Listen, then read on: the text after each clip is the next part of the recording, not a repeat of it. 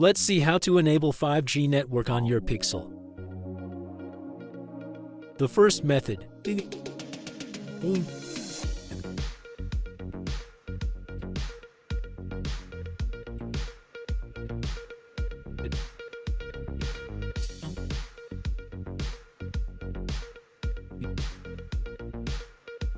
This is the default 5G network settings.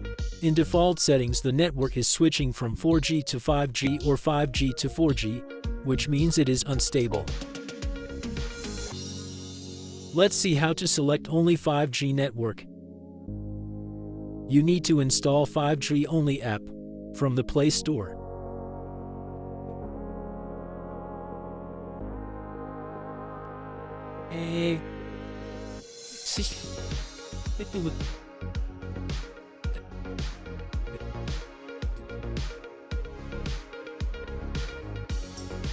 You have to select NR only, which means you will select only 5G network.